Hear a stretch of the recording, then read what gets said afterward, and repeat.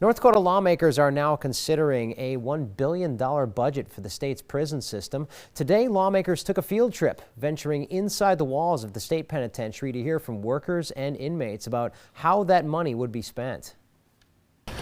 One big house to the other. And a room full of interested faces inside the North Dakota State Penitentiary. You're here for a reason, right? And there's a real reason, I think, that I ended up here. For the first time, North Dakota House lawmakers hosted an appropriations hearing inside the state prison, hearing from both staff and inmates who are on the receiving end of the state budget. I remember that ride. It was horrific, just sitting in the dark and then seeing all the razor wire and the fences when I got here.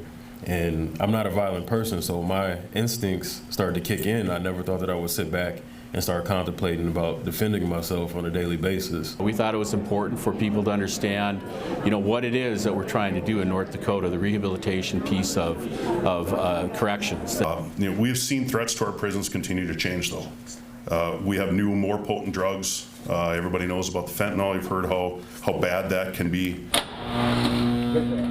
Not glossing over heavy topics like drugs, suicide, and violence, workers and inmates testified with a sense of optimism about successful programs preparing people for life outside. It's not really like that. Like, as soon as I stepped into orientation, it was a sense of relief, and I didn't feel like I was going to be walking to a pod full of savages, kind of like what the horror stories say or like what you see on the movies. It's the total opposite. So now we come through the hall and they're greeting you, saying good morning, good afternoon, even halfway down the hall. It makes you feel human.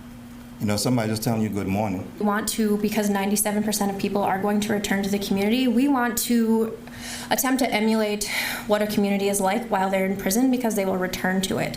Two of the big requests in the corrections budget include more money for staffing, but also facilities. Krabenhoff says, if approved, eventually the women's prison near New England would likely be closed, and future youth and women offenders would be housed near Mandan. Everybody's facing a staffing challenge right now, and we've got to make the environment as such where it is a healthy environment to come to work, and you're more interested in helping people than being concerned about being assaulted.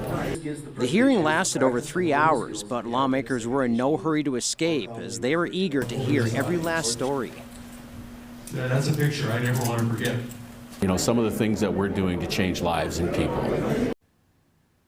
The new women's prison is expected to cost around $160 million, and that would include 260 beds.